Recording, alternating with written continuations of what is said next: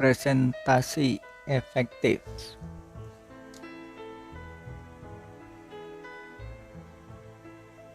Hal penting yang perlu diperhatikan pada presentasi. 1.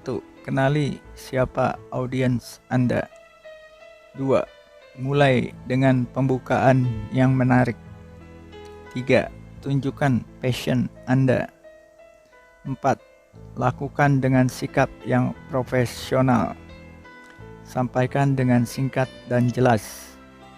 Gunakan alat bantu audio visual. 7. Teknis format penyajian slide. Dengan mengenali siapa audiens Anda dapat mempersiapkan materi presentasi sesuai dengan audiensnya, sehingga dapat menyampaikannya secara efektif. 2. Mulai dengan pembukaan yang menarik. Pada menit-menit pertama di awal presentasi akan sangat menentukan apakah audiens akan antusias mendengarkannya sampai selesai atau tidak. Kalau audiens mendengarkan dengan semangat, maka berarti presentasi tersebut akan dapat berjalan efektif. 3. Tunjukkan passion Anda. Passion dapat ditunjukkan dengan cara bahwa Anda bersemangat dan antusias dengan materi presentasi, sehingga dapat mempengaruhi audiens untuk tertarik mengikuti presentasi. 4. Lakukan dengan sikap yang profesional. Sikap yang profesional dapat ditunjukkan dengan tepat waktu, memulai presentasi pada waktu yang telah ditentukan, penampilan yang rapi, dan sesuai dengan suasana presentasi adalah sebagai wujud dari sikap penghargaan Anda kepada audiens, sehingga audiens akan merasa dihargai oleh Anda. Ketika ada audiens yang memberikan pendapat atau pertanyaan, responlah dengan sopan melalui jawaban yang baik dan benar. 5. Sampaikan dengan singkat dan jelas. Sampaikan poin-poin yang penting dari tema presentasi. Minimalkan jumlah slide, suara agar dapat jelas didengar oleh audiens dengan nada yang normal, dan tempo dapat disesuaikan dengan dinamika yang dibutuhkan agar tidak membosankan. 6. Gunakan alat bantu audiovisual. Anda bisa memasukkan potongan animasi atau video yang berhubungan dengan tema presentasi Anda ke dalam slide presentasi. Dengan cara itu, audiens akan semakin tertarik dan tidak bosan dengan presentasi Anda. Anda bisa menggunakan handheld remote. Dengan begitu, Anda bisa bebas bergerak ke sana kemari sambil tetap bisa menunjukkan poin-poin penting yang ada dalam slide presentasi. 7.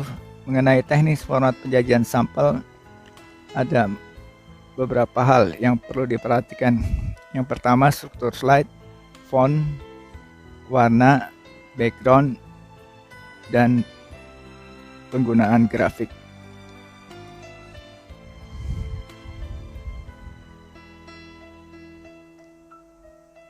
Contoh struktur yang buruk. Pada halaman ini menggambarkan terlalu banyak kata dalam slide presentasi. Jangan mengutip seluruh paragraf dari hasil presentasi, hasil penelitian Anda. Itu akan menyulitkan audiens untuk membacanya. Audiens akan membutuhkan lebih banyak waktu untuk membaca slide daripada mendengarkan presentasi Anda.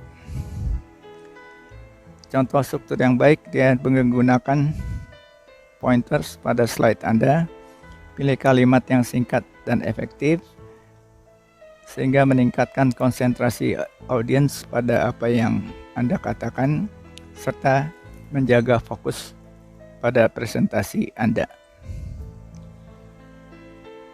Contoh font yang buruk, jika Anda menggunakan font yang terlalu kecil, audiens tidak akan bisa membaca apa yang Anda tulis. Penggunaan huruf kapital sebaiknya hanya digunakan pada bagian yang dianggap penting karena sulit dibaca. dan jangan menggunakan jenis font yang kompleks.